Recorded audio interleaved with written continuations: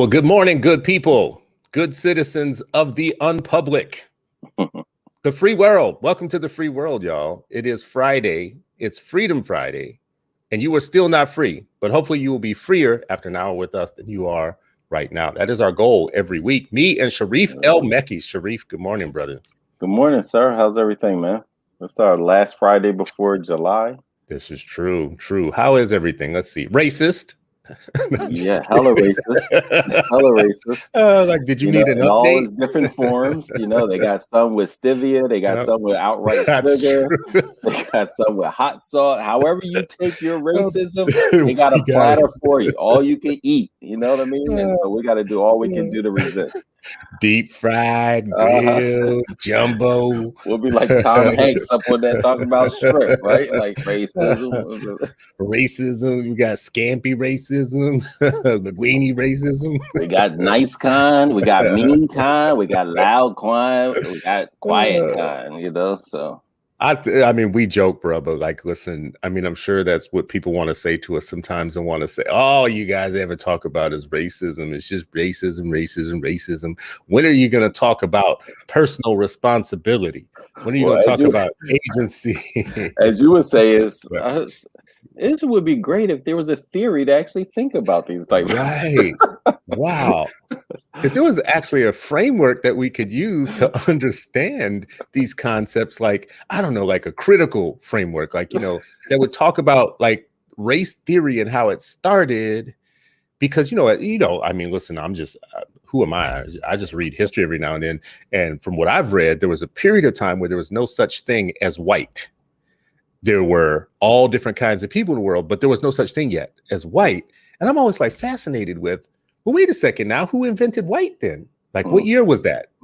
Like that came, so wait. So you mean like when Adam and Eve were walking through the garden, there was no white yet? And when Jesus rode dinosaurs, there were no white yet. Like, what happened? Will somebody help me explain this? Oh, somebody created a concept. And they said, we're going to call these group of people from all these different places in Europe, we're going to call them one thing. Mm-hmm. Well, why would you do that? Tell me, Sharif, why would you do that? Why would you take such different people like Irish and, even, I mean, come on, Italians, they're kind of dark, bro. Like, why would you take all these different people and call them white? Well, some of them had to apply for their white passport, right? Like, so that's true. Actually, they were like, well, not quite. Okay, you know what? In order to expand numbers and to unify against those people, right? Let's find some common ground. Let's stop killing each other and trying to sack each other's castles, and let's go wreak havoc on the world. Like, well, that'd be a good reason. Okay, so you just mentioned a good reason. So that we don't fight each other, maybe we'll just call each other one thing. We'll create one team. Mm-hmm. We'll create some kind of unification effort. What's the best way to do that? Oh, I can see it.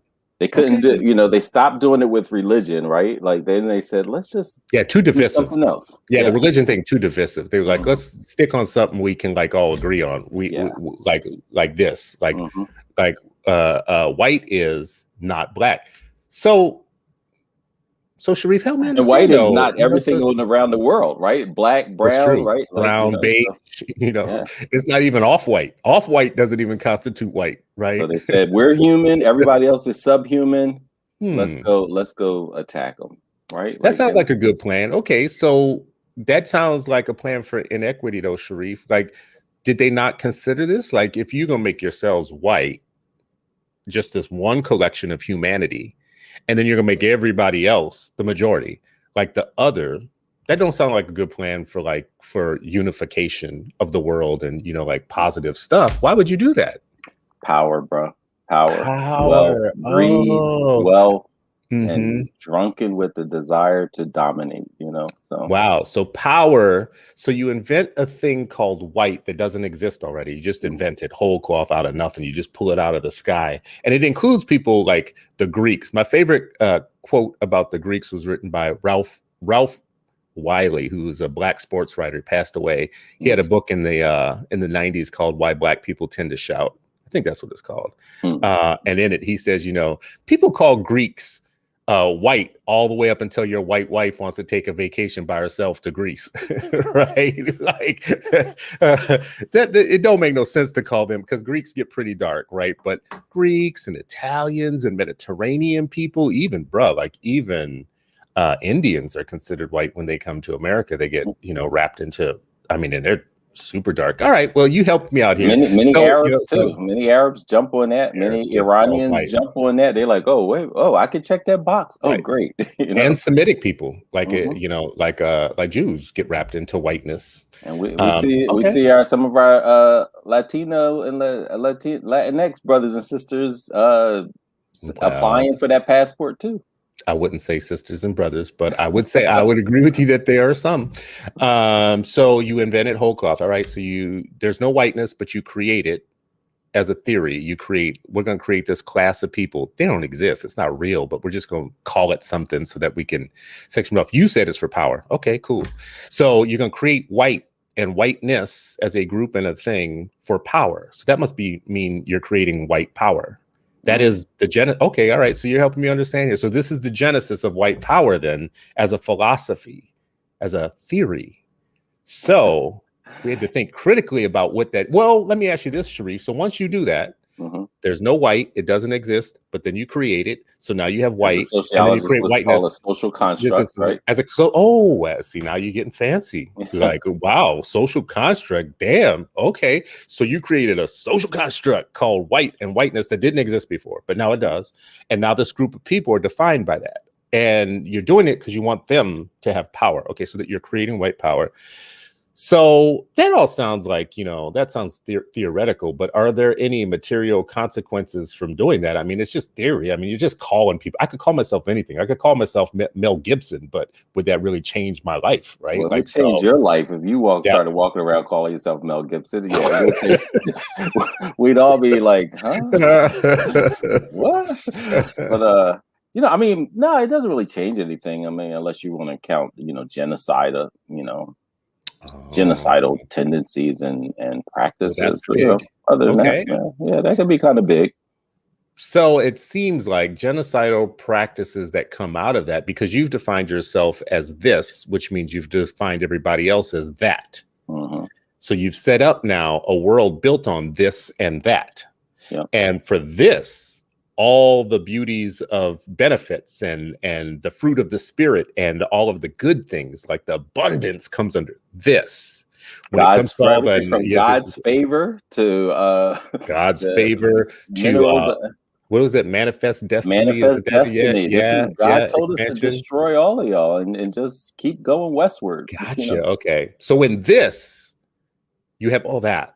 No. In this, you have the benefits. In that, which is the majority of the world, is where you dispose of all the waste product of your existence, the nasty stuff. I mean, what we would call your crap. So you put all your white crap, you dump that on that. So you live in this because you've created two worlds, this and that. Here's my favorite part, Sharif. Then we get to today, and we get to blame the people who live in that for this. Oh, yeah. Right. See, now we're about to do some black sheep type of stuff. You can get with this, or I was just thinking about that. So, see, we're children of the 80s hip hop, early 90s hip hop. People ain't ready. They're not ready. They got to go look up black sheep now. You know what I'm saying? Yeah. So this is a big run up to our topic for today. But this is helpful, Sharif, because honestly, I hear people talk about everything we just talked about, but they don't walk slowly through it to say, let's walk through the main points of that you're saying, because now we have people showing up, in public saying, you're saying whiteness is bad. You're saying just to be white is bad. You're saying we must deconstruct white. You're making white people feel bad for being white, blah, blah, blah. And it's kind of like, all I hear is this. When you talk, all I hear is this. And I'm coming back at you with that, because this is some bullshit. And this has been some bullshit for a long time. And what you need is a hefty dose of that, because you done exposed your crap in that world for the longest time. It's time for you to stop talking and to listen like you've told the rest of the world. Listen to hear. So we're going to talk about Black Power today, because you brought this up in a thread yesterday when we were talking. about it. And we're going to give a very, just a concrete example. We're not going to talk about just Black power, just, amorphously. But you brought this up like in give me the year again. Was it 66, 65? Yeah, 64? I think it was 65, 66, I believe. Yeah. Okay. So Black power becomes a thing in 65. After years of civil rights, the civil rights movement, there were people that were kind of impatient with the progress of the civil rights movement. And, there were people like Malcolm who were like, it's never been about civil rights. It's always been about human rights. And you can't be fighting for civil rights if you can't fight for your human rights. As a resident of that world rather than this world, you can't be fighting for the civil rights that are only meant for this world rather than the human rights that have never been afforded to people in that world, which is third world. Let's name, there's all kinds of different names people call the third world or whatever. Euphemisms. Developing world. Developing world, underdeveloped world, the dark continent, like everything, right? Like the dark continent, like, why we gotta go there, So Black power becomes a thing in 65, 64, 66, right in there. It had already been coined. I didn't know this, but I didn't know that Richard Wright's use of the term Black power predated all this. But Stokely Carmichael is credited with being young and involved with the fiery and the social movements and tired. He's just tired. Yeah. He's tired of the old guard, the Martin Luther King stuff, the NAACP stuff. So in that time period, you have Black power emerge as a rally cry for, we got to do more than civil rights stuff. We got to be fighting viciously for our rights because we're sick of it. We're tired, sick and tired of being sick and tired. Yeah. For rights, so tell me lives, more. Right? For what would you say? For rights and for lives, right? Like rights, lives, economic strongholds, all that stuff. Sick of going to going to vote and having some hillbilly at the voting box spit on you and tell you to turn your ass around, or else fear that your husband's going to get fired and we're going to burn your house down tonight. Imagine that as a thing. Imagine that as a thing. With a cop standing there smirking. With a cop standing there with his hand on his thing like this, yeah, go ahead, boy, do your thing. Now imagine living that at all. Yeah. And imagine how ridiculous it is that the sons and daughters of that cop and that hillbilly who's turning you around, being the cop and the hillbilly on Fox News today, talking about you're going too far, trying to demand your rights still in 2021.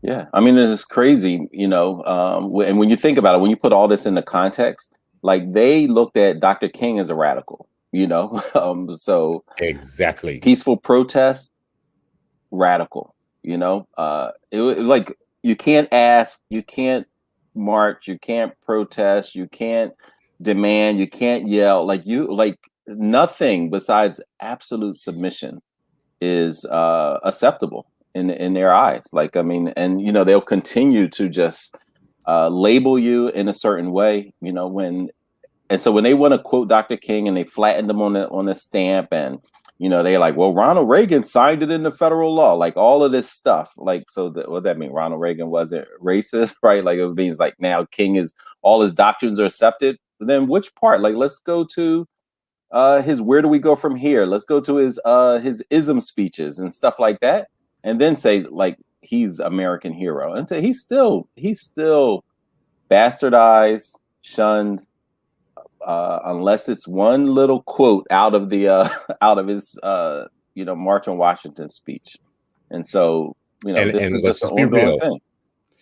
White power, the most, I think, common tactic of white world is to take the best of that world and bring it into this world and leave everything else behind. So if you're going to look at a Martin Luther King, they're going to just shake him down for the quotes they can use. And we should be judged by you. Contest about, teaching you. Like, let me tell you about Dr. King, Stuart. Right. You obviously don't know him. I don't know him. I watched a quote of his speech on the Channel 10 News the other night. Like, and this is what he said. He wished that, he had a dream that you wouldn't judge me on my color. They don't want to be judged. I'm like, let's just judge on character. We could do that. Like, I'm fine with doing that. You know what I'm saying? That is the best point I've heard about that. That's the best response I've heard to that yet. Like, oh, you just want to be judged on your character? Bet. I'm all about that. Let's do it. So how many? Tell me when Africans had a meeting where they all came together as African powers to decide how they were going to divide up Europe and spend the next, several centuries pillaging, raping, stealing, and then when Europe decides to make themselves free, charging them for their freedom, like giving them a permanent bill. Oh, you're gonna pay me for your freedom.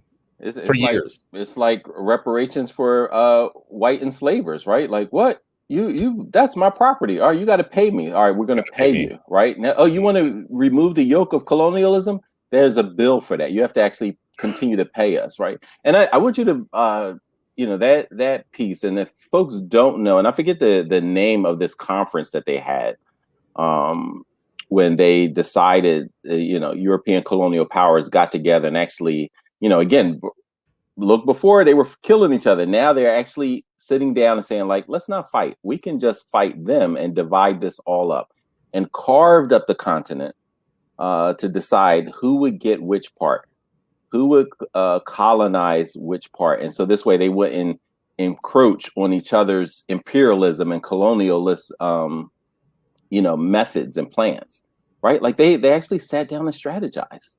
I don't remember if it was the Belgian conference or something, but it was, it was like, when you think about it, when you see it, and you can see a map of how they divided it up, where Germany was, where the French were, where the British were, where the Dutch were, like carved it up and said, like, all right, you take this part and that part, I'll take this part and that part, right?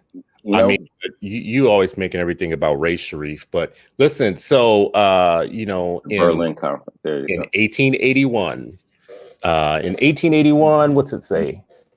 The scramble for Africa began, which consisted of European powers invading and occupying African territories. A few years later, the Berlin Conference took place, which civilized the divvying of Africa. Civilize it, which meant, let's not fight each other, Portugal.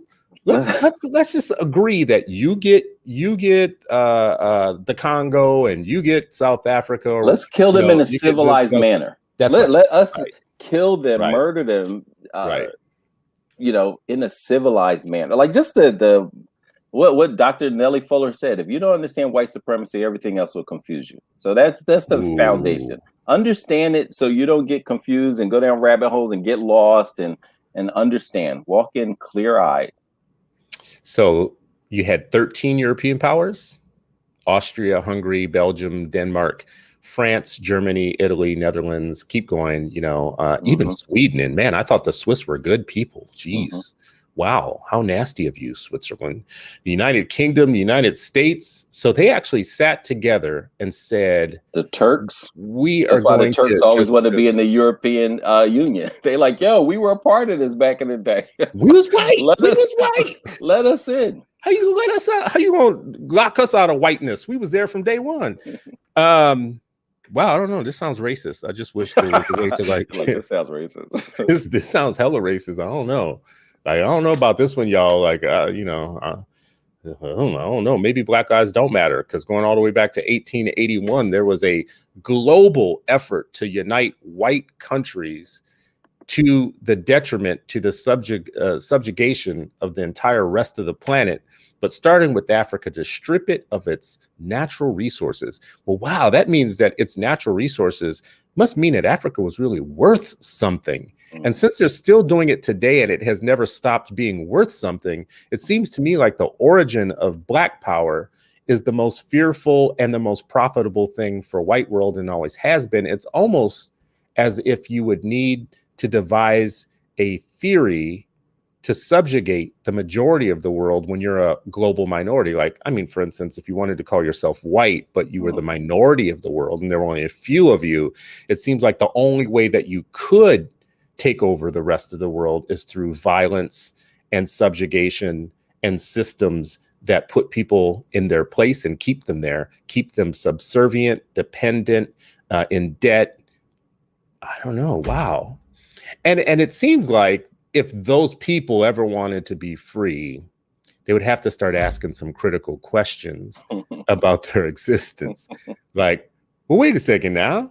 So I work 18 hours a day and I dig this shit up, and you take it somewhere else. You're drinking mint juleps and shit, and you take it somewhere else and build big houses with it, all of it. And you do this year over year. So can we renegotiate this contract?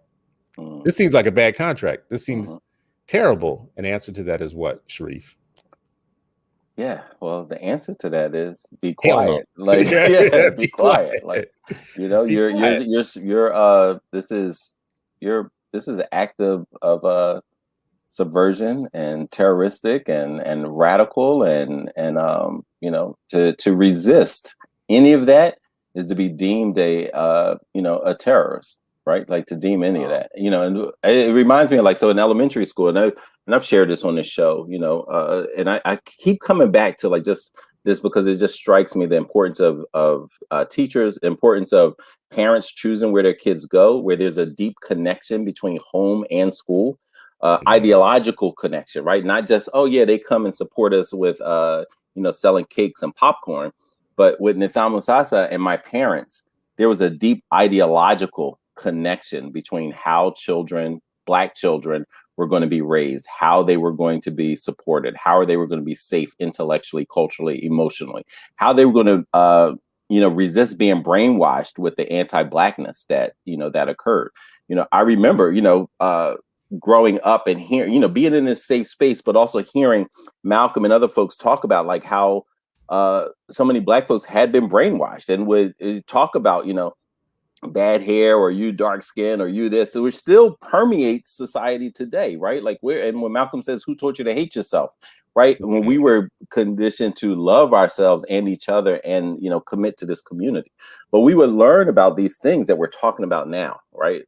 As elementary school students, to help, help form and see the resistance to anti-Blackness.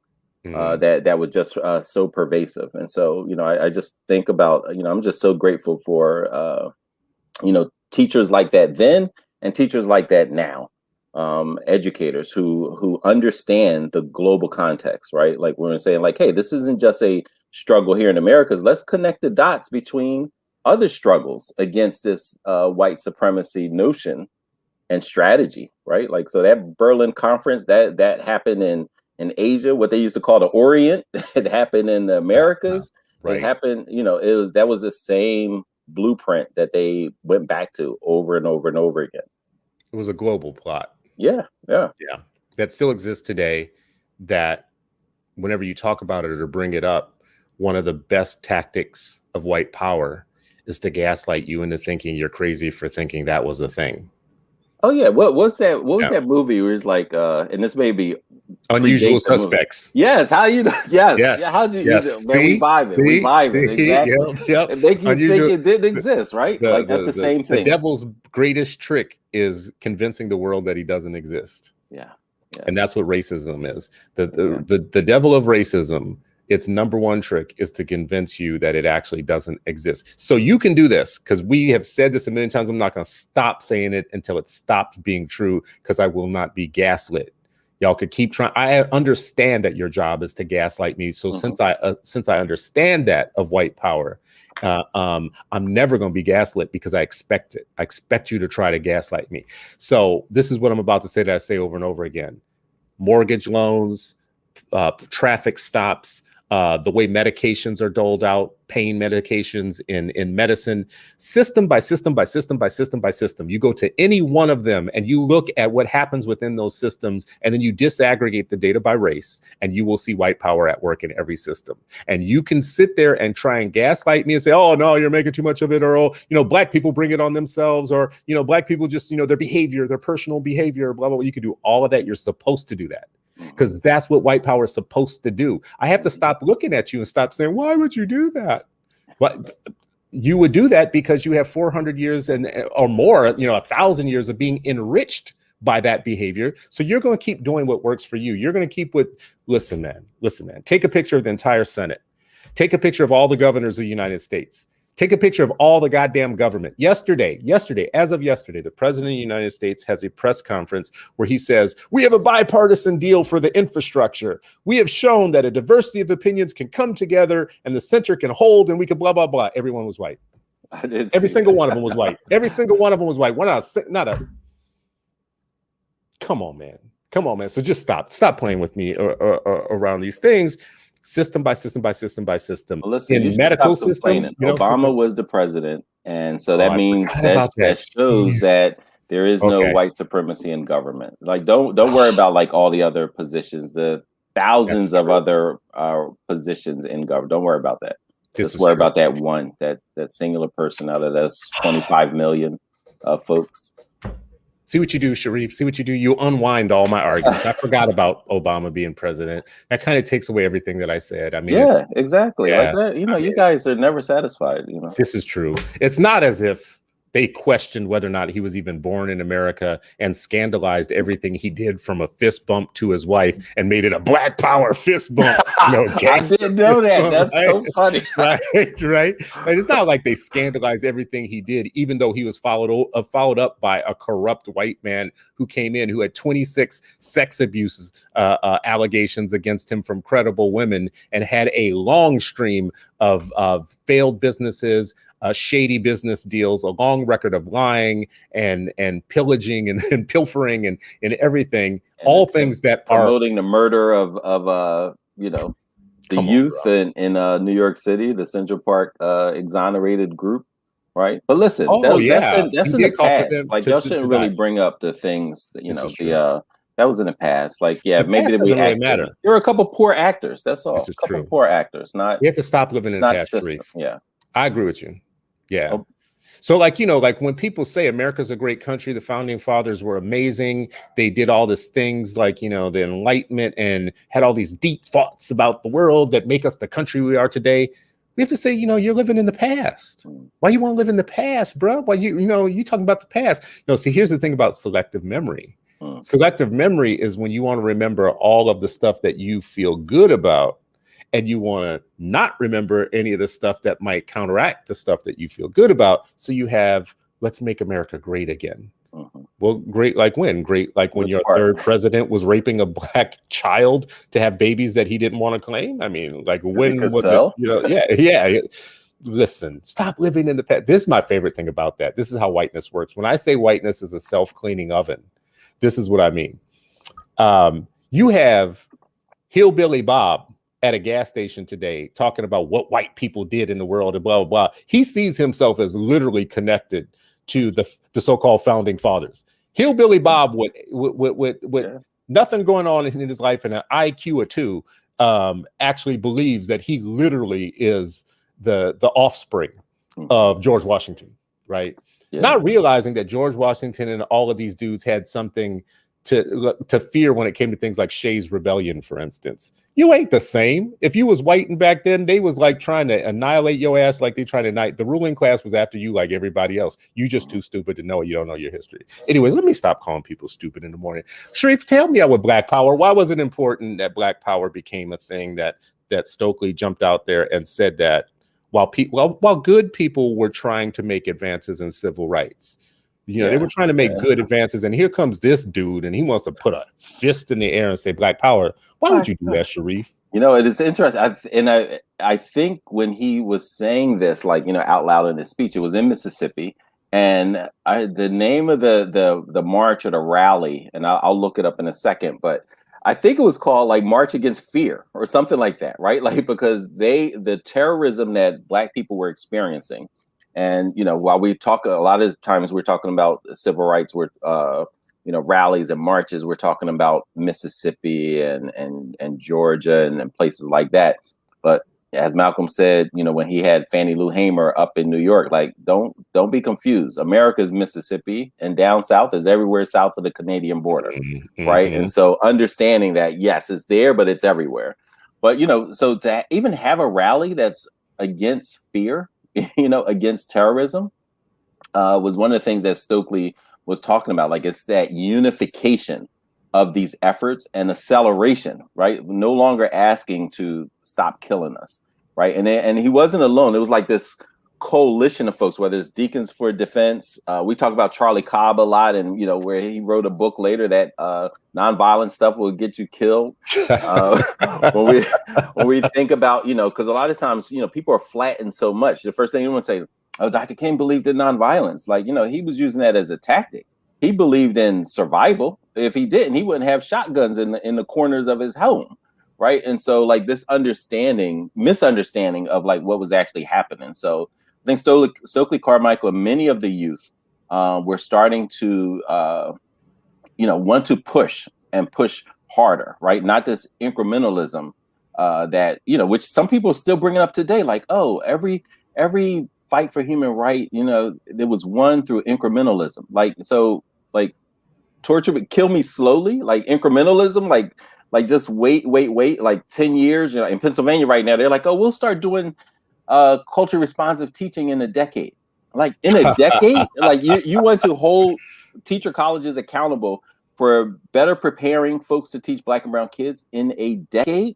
Like that's what they say. Like, hey, we'll stop killing you in 10 years and 50 years. We'll sign this treaty. We'll stop colonizing you in 50 years. Like those are the kind of things that they promote. And folks like Stokely Carmichael were just like, enough is enough is enough. And so you had a lot of youth who were going in, and you could see SNCC was more radical than the SCLC, right? And CORE and other places. There were groups that were fomenting and being created to move on and move up and move faster. And enough of the incrementalism. We demand it now. And the thing about the Black Power is the unification. I think to me is the most important aspect of it. Like, no, we're going to be united. We're going to believe in these three things. We can disagree on a whole lot, but here is what is not going to happen. So we unify politically, we unify culturally, unify economically, as well as academically. Incrementalism. I'm glad you brought that up. Well, first of all, you just hit on something that I think we should always keep in view for ourselves and for our children when we think about Black Power theory, or we think about civil rights theory, or the way that our strategies. At that time, you just mentioned different groups. So there was the NAACP, which was one of the oldest civil rights organizations, and CORE and SNCC and SLCC. And then later came groups that were more in the Black Power camp, like the Black Panthers and the New Africa group. Forgot what they were called. The more kind of Black Power groups came after that. But Republic for New Africa, I think. Was it Republic for New Africa? Yeah, so they were on a range. They ranged from the incrementalist, integrationist, accommodationist NAACP, which was white founded and white run and white funded, to the groups that were actually more grassroots and were about young people and citizens who had the Fannie Lou kind of message of we sick and tired of being sick and tired. And incrementalism itself, like we will win things in increments as slow as so that the other side doesn't kill us as we're trying to gain our rights. We'll do it at a pace at which it doesn't alarm them so much to where they wake up their bombs and start dropping bombs on us. We got to do it kind of slow enough to where, so I get the theory, like we'll survive it if we do it this way. But in some ways, incrementalism is part of racist gaslighting. It's like your human right should be to not have any of this going on, and it should stop right now. But you are willing to accept some of. So let me give you an example. Eric Garner is getting pulled to the ground and choked to death for selling cigarettes.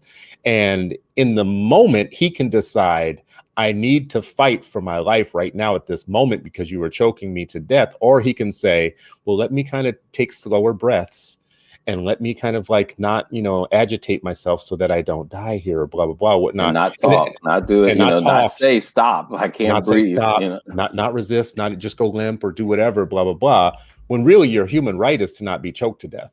So saying I will allow myself to be choked some right now so that I can live and survive, and you still gonna die anyways. Like, it's just be real clear. You still gonna die anyways. Whether you Malcolm or Martin, you're gonna die. Like they killed both of them. Like it's on record. Like we don't even have to argue about this. Y'all, Martin Luther King would be rolling over in his grave if he saw some of this woke Malcolm X stuff y'all talking about now today, blah, blah. He would.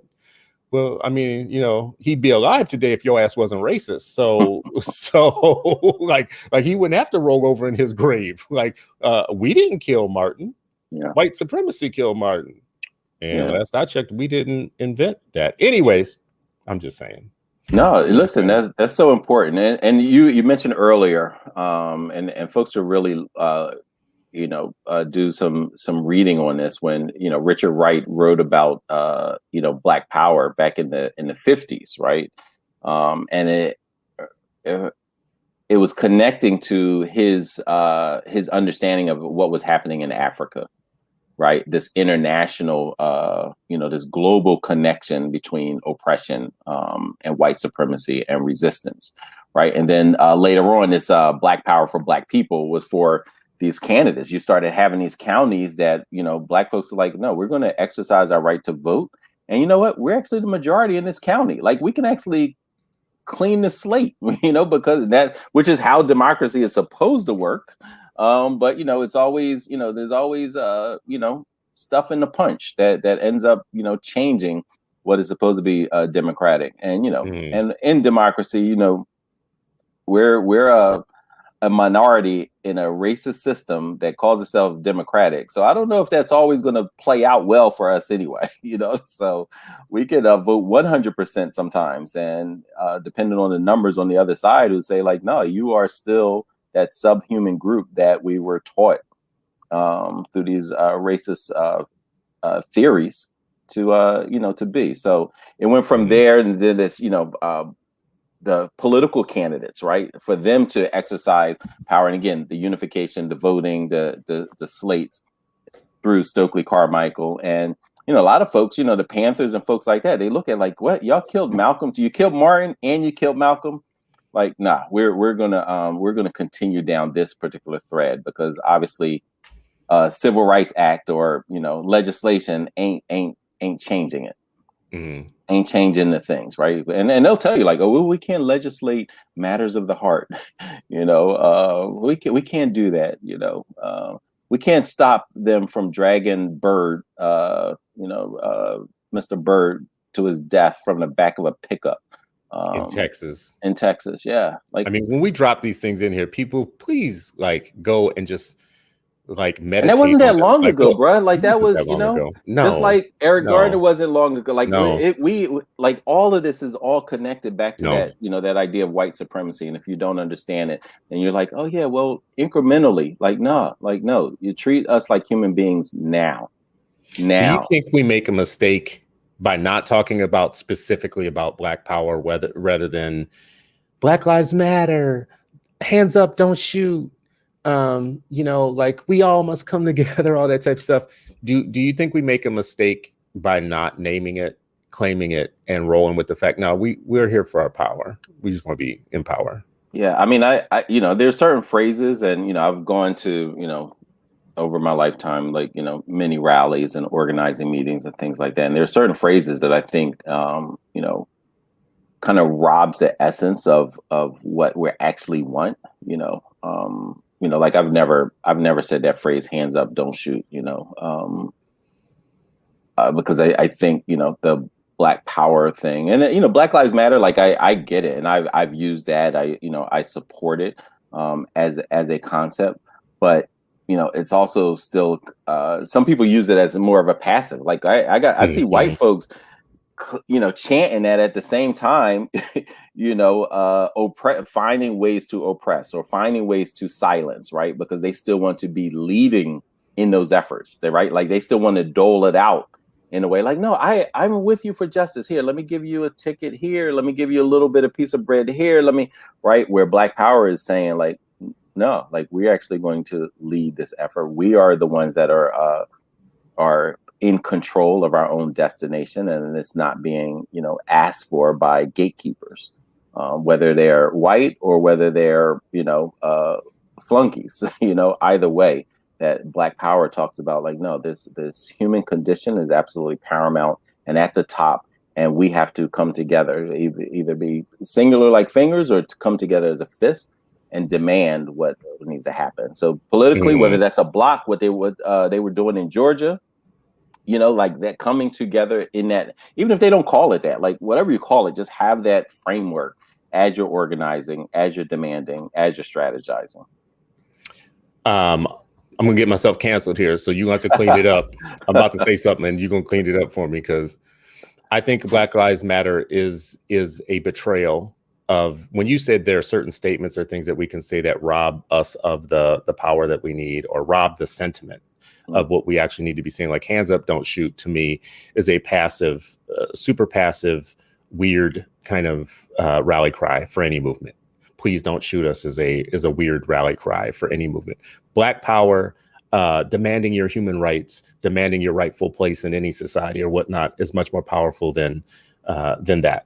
And I think it comes out of, because Black Lives Matter actually is a white progressive, it has a white progressive origin. It's not actually a Black organization, never was. So the death of Michael Brown, the death of Trayvon Martin, the death of, keep going down the list of all the names, in Tamir Rice or whatnot, actually, those are Black bodies that died under brutal circumstances in a country that was acting in its consistent pattern of brutality against Black people for years and years and years. And you have Black feminists who work in white progressive organizations who coin a term and then create a movement out of that. And you can't help for that movement to be weak in terms of Black power because of its origin, like where it comes from. It is a Black feminist plant in the white progressive organizations, and the hundreds of millions of dollars that have come to that movement that didn't go to more kind of assertive grassroots Black community movements that were calling for something different. They were calling for justice. They were not calling for, like, you know, please stop hurting us, or please, you know, can we all work together? Can't we all get along? It was the Rodney King thing, you know, can't we all get along? Can we all get along?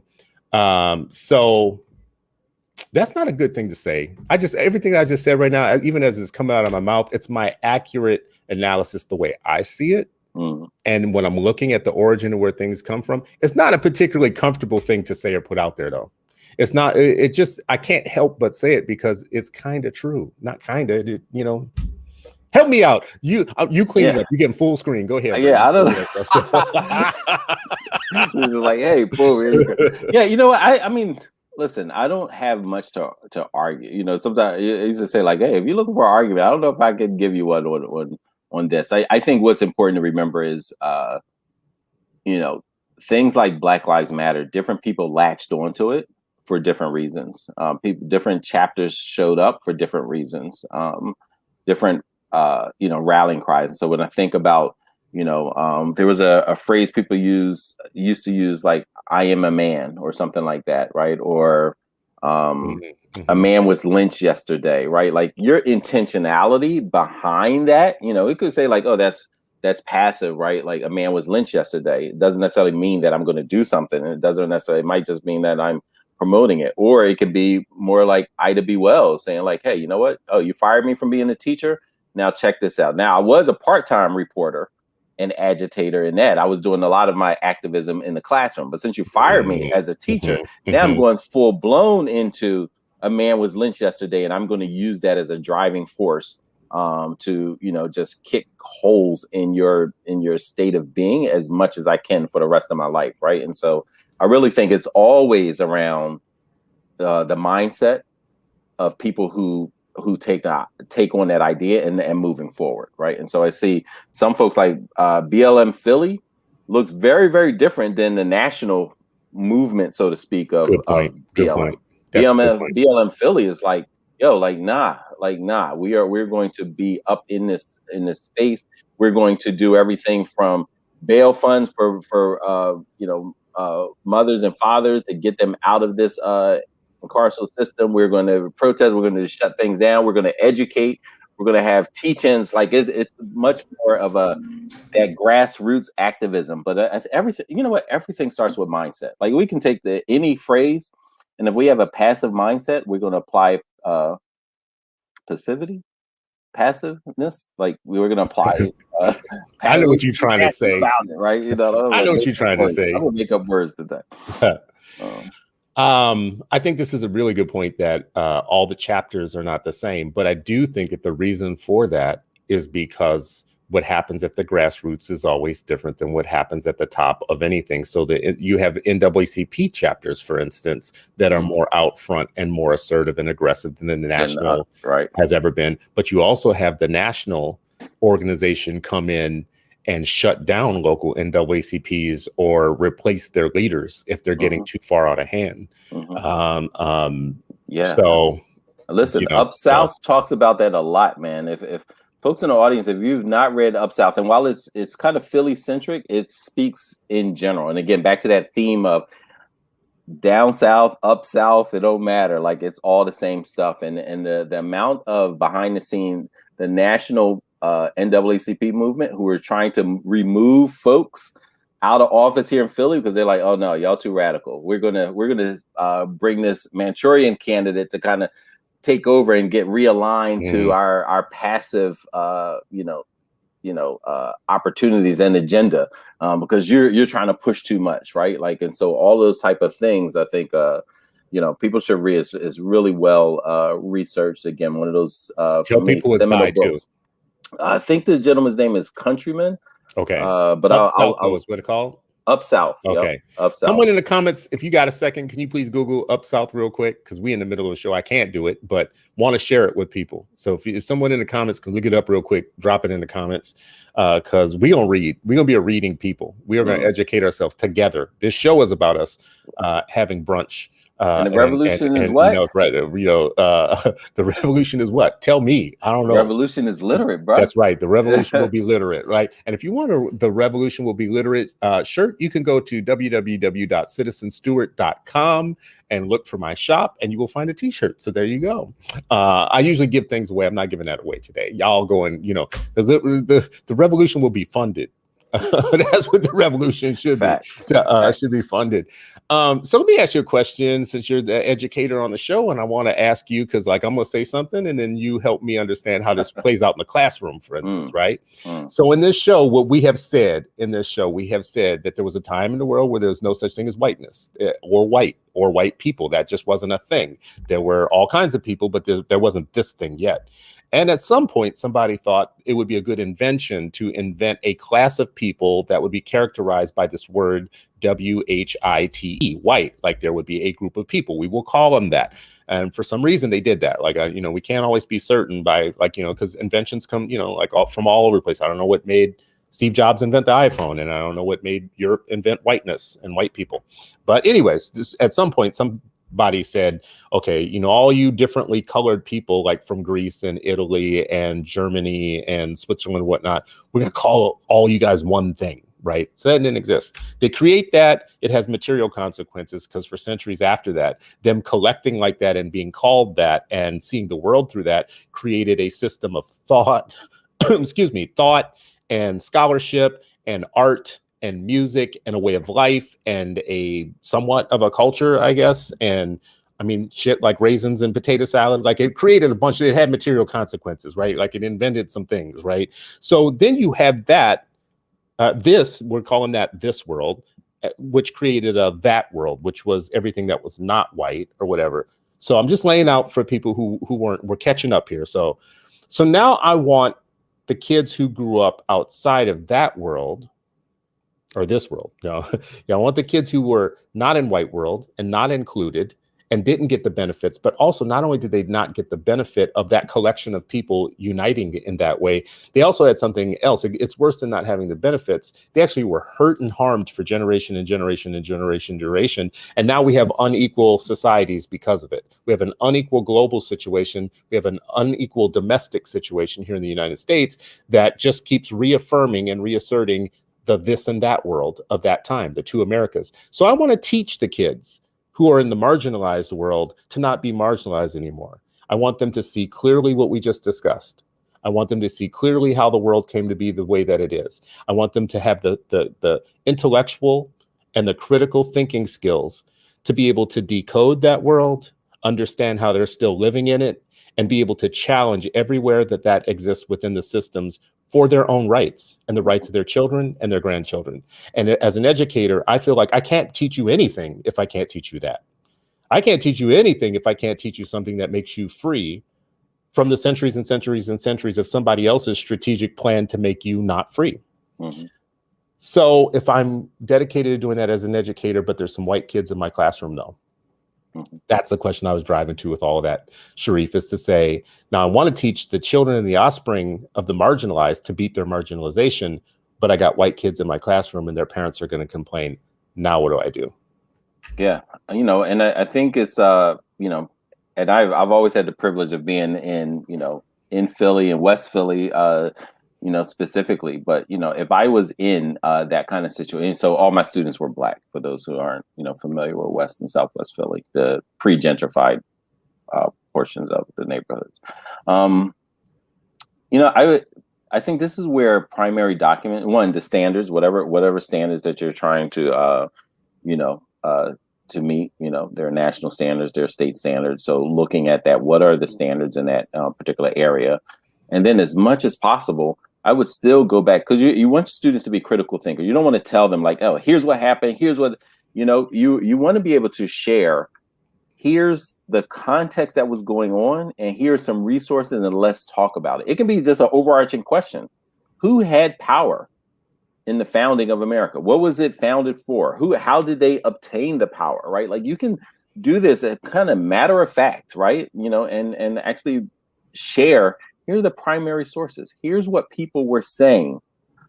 And then look at it. And the questions I used to love my students to kind of really take ownership and internalize and leave the classroom and school with is, whose voices are centered and whose is missing? Whose experiences are centered and whose is missing?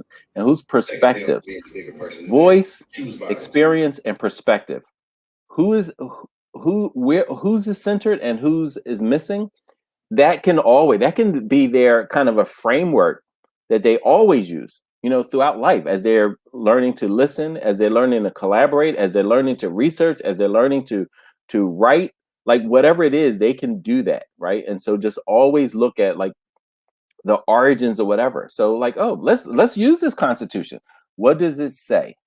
Right? And I think this is why I loved being a literature and history teacher. It was just so easy to teach, to have students critically think, but you also had to have a mindset of like what you're choosing to put in front of students, right? Because there's many people who, including professors who train teachers, who have no idea, or choose to ignore, or choose to center one particular voice of like how they were trained. You figure some of these professors have never wrestled and excavated the racial biases that they grew up with, that they learned, and now that they're teaching, right? We have students who come through our Freedom Schools program who are college students who say, yeah, you know what?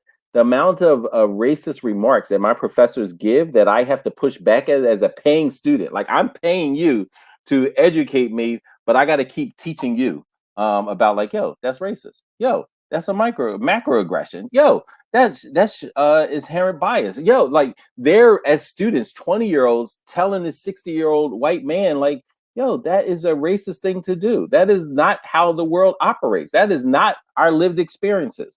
And so being able to share, just a perspective. So where was the 180, right? If America was going one way and you have so many founding fathers that were racist, founding fathers in quotation marks, that were racist, where was the 180? When did America make this sharp pivot towards justice? And don't tell me about the incrementalism. Don't tell me about things that, amendments that are not enforced.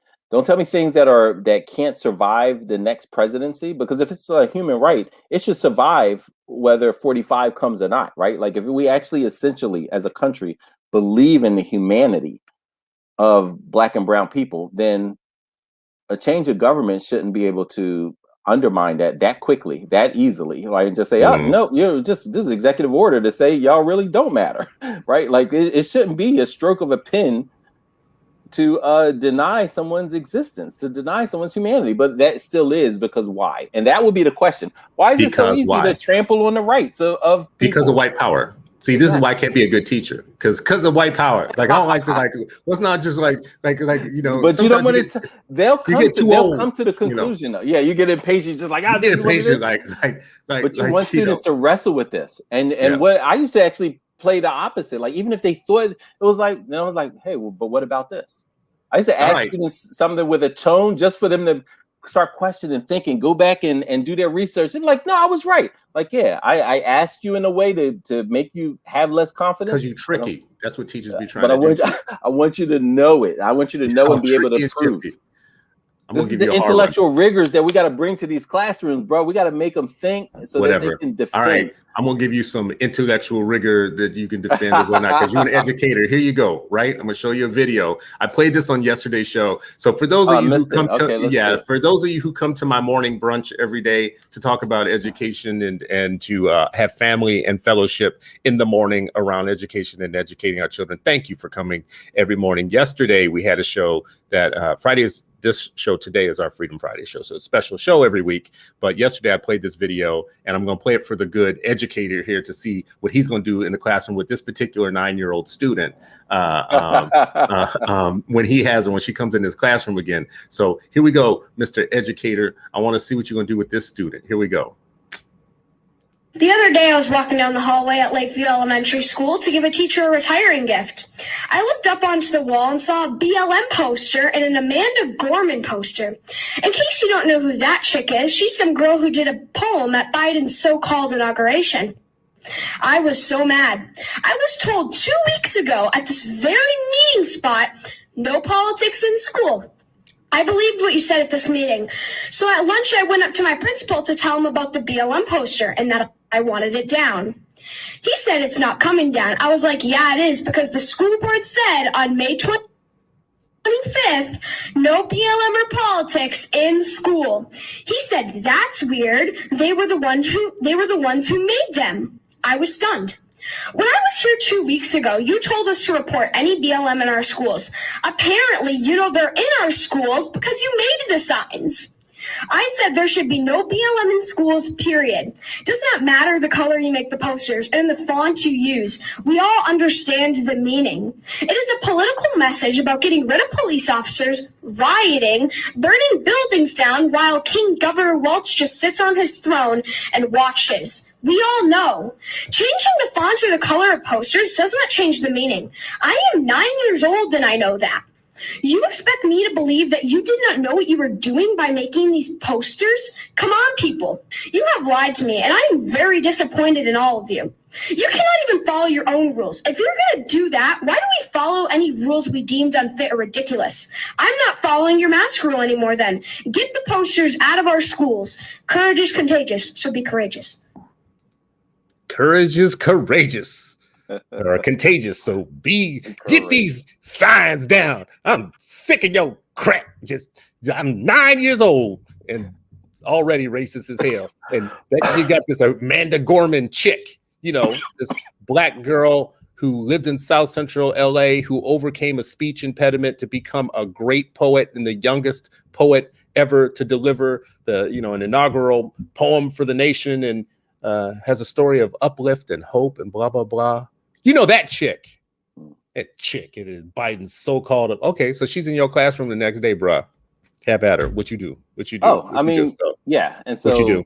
And again, this even if it's not next day, but here's what I would do. There's one way to combat things like that is still go back to primary sources. Like I can get quotes that are very similar to what she's spouting, is in different context, and I'd erase the names.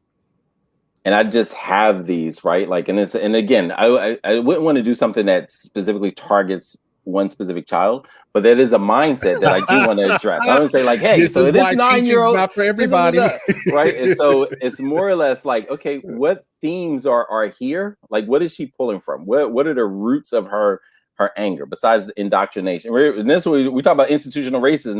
That's sometimes like far away. Like a lot of this racist stuff is taught in people car rides home and at their dining room tables and in their classrooms. So like understanding that. And so one, if I was her teacher, this wouldn't be new. This wouldn't be the first time I'm seeing this from her parents, from some of her classmates within the school itself. Right. But looking at when are these themes, because that's I think a really important piece when we look at this stuff is not new. And a lot of what she's saying would be very similar to folks who were fighting about, not wanting the voting rights signed, not wanting the Emancipation Proclamation signed, not wanting a whole lot of things that were kind of declaring humanity, and using those and seeing, like, are there threads to this? Are there pattern? Because it's all about looking at patterns and trends.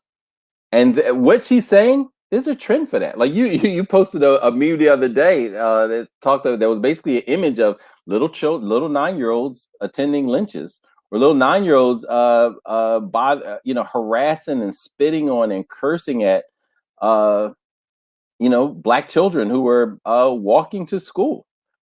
Whether it's Ruby Bridges, whether it's Little Rock 9, whether it was, hundreds of other places as far up as Boston and as deep south in Louisiana, right? And so there's a trend and pattern that as teachers we can share and we can look at and then help them see, like, wait a minute, I sound like them. Well, you're on mute. Say again. I'm just saying, God bless you, bro. Like, God bless you for like being that dedicated to the craft of teaching and having that level of patience. What I got to just tell you right now, we're at the end of the show as we come to the end right now. It is long past due for us to take our own kind of means into our own hands, like by any means necessary or whatnot. I don't want my 9-year-old anywhere near her. This is why I support school choice. I support school choice because you are not going to make my child my child is not going to be terrorized by your little monster that you're raising there. And that's exactly what that is. Now, as an educator, you can't say that. And as a teacher, you might be able, you got to choose as an educator where you're going to work too. I was about to say, because the district she works in has a history of racism in that district. Black people in that district and people of color in that district are facing a million micro and macro aggressions on a daily basis. So all this talk about, incrementalism and we can work together and integration or whatnot, you do that if you want to subject your child of color. If you want to continue the pattern of centuries-old marginalization on your children and make them a lab rat for white supremacy, you do it. But I don't want my 9-year-old. My 9-year-old is empathetic and classy and smart and fun and creative and happy and actually cares about people and can tell when somebody in the room is not feeling well and is, her antennas are up. She has an emotional quotient that is off the charts. And I want to protect the beauty of my daughter by keeping her away from your little raggedy ass children who are going to be doing that type of shit and saying those type of things. Now, I know you're not supposed to talk like this. Yeah, I know you're not supposed to talk like this. Listen, I don't care how you're supposed to talk about these things. What I'm trying to tell you is that when you send your kids off to school, they are living in a situation that you don't get to see every little thing. You don't get to see the bullying, right? Like in that child's school, there are kids of color who are the minority in that district. This is in Lakeville, Minnesota.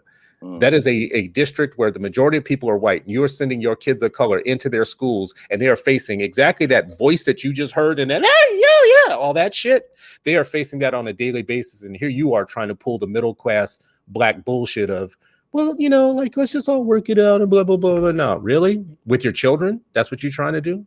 That's what you're trying to, because nobody is muzzling that one. Nobody's muzzling that one, right? The only correction is for yours. Anyways, I'm sorry to go off on that. Protect your children. Appropriate. And I would say, the little girl doesn't scare me, but there are educators in front of our children who think exactly like that, even if they're not, they don't have a shrill voice, or if they're not standing up and spouting it publicly. But it is coming through in how they teach, how they plan, how they question, how they discipline, how they think. And so that theme, those threads, again, the trend and mindset permeates our systems. And so if we are ignoring that and we just think like, oh, we can just be the best Black person possible, I can just be my best self, and I will fit all. I will make sure that I push back against stereotypes by always being in a suit and tie, by always having a low haircut, by always having, this and that on, and speaking in this way, and shrinking myself and shrinking my voice and telling my children to shrink themselves.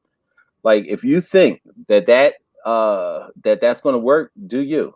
but get out of my Yeah. way, because that ain't Get how out I'm the way. raising my children. That ain't how I raise my students. That's not how I'm raising these next generation of educators. All right, man. Well, listen, we had time. We at the end of the hour. This has been about Black Power today. My final word on Black Power just is we don't want any more or any less than what anybody else has, but there is such a thing as white power, and I want Black power and brown power and beige power to be consistent with what white power is able to do and say. So if you are able to run up to capitals and change entire laws because your white children feel uncomfortable in a lesson, Black power, beige power, brown power would be that we also get to run up to courthouses and to state houses and pass laws and whatnot. Oh, but we can't do it because we don't have the same representation in the power of the government. That's the problem then.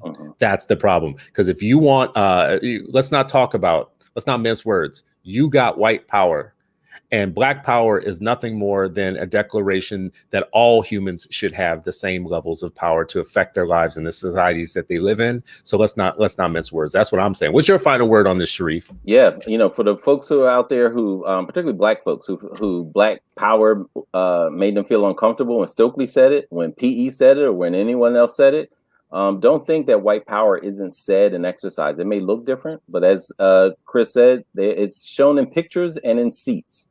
Who is sitting in those seats? Who is can burn your community down with a stroke of a pen or with a bang on a keyboard? That's white power. It's on your money. It's on your buildings. It's in these positions. It's in the governorship. It's in the textbooks.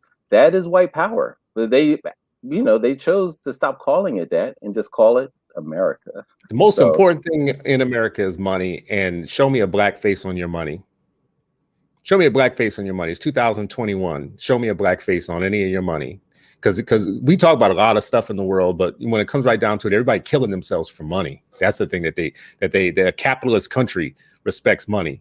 And that should be just so obvious. If you were an alien and you came down, you would say, well, wait a second now, how come your money doesn't look like your people? It's a little weird here. How come your monuments don't look like your people? All right, Sharif, you always bring levity to the conversation in terms of, like, you always bring wisdom. See, like, I like to bring questions that get people in trouble, including myself. Listen, it's important. I mean, that video, I have not seen that video, but I'm not shocked. Oh, this is what you said. This is the last thing, and then I got to bounce too. That the meme that you put up the other day was of pictures of white children and saying, like, they're not mad about critical race theory. They just don't want their the granddaughters of these white folks, these white children who are at all these lynchings, burnings, castrations, yelling at and cursing at Black children going to school. Those are people's grandparents. They're still alive, and they're people's grandchildren. And the meme said something like, they don't want their grandchildren to look at the textbook like, yo, my grandma ain't here. Right. Standing behind a Black girl screaming like, yeah. All right. Well, listen, this is the way I want to wrap up at the end of the day, because, we talk about heavy, deep stuff at the end of these hours. I think it's really important to give like an inspirational something for people to walk away with before they go into the weekend that helps them be better people and be inspirational. So I'm going to deliver on that today. I'm going to show you just a very short TikTok, 1 minute long, so you can survive this. This is your 1 minute of Zen that will help you make it through the weekend and through the day with a positive message. Because, we get so deep and heavy on here. We'd be saying things sometimes that are just like a little bit violent. So let's end on something positive. So let's do it. Hope is the fuel of the revolution. So there you go. There you go. There you go.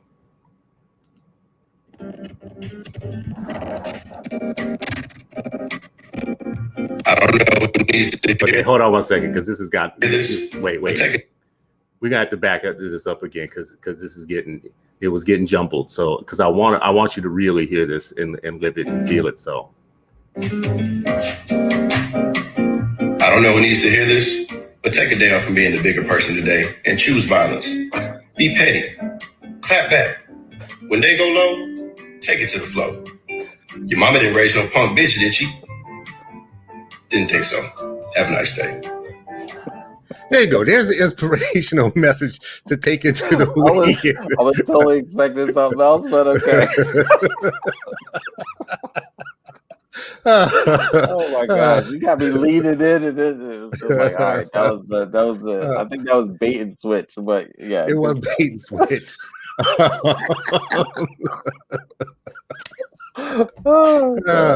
So there's your They go low, happy take it to the is flow. take it to the flow, right?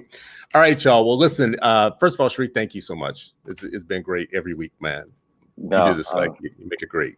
No, I appreciate you, man. Thanks for this platform and thanks for this consistency and Freedom Fridays, man. And appreciate the audience. Love I always enjoy reading afterwards of what they shared with the lessons, they bring it. Tidbits, everything. So thank you all. Really, really appreciate y'all. All right. Well, this has been another episode of our Freedom Friday show, and you are still not free, but hopefully you are freer after this hour than you were when we began it. In this hour, and I should say 9 minutes, 10 minutes. We ran over a little bit, but listen, brunch every morning with people that care about our children and education to me is worth waking up for. So thank you. Have a great weekend. So goodbye, good citizens of the Unpublic. Go out and do great things this weekend. Take care of yourself. Come back next Monday and let's do it all over again. Let's fight for our children. Thank you so much. Have a great weekend. We appreciate you all.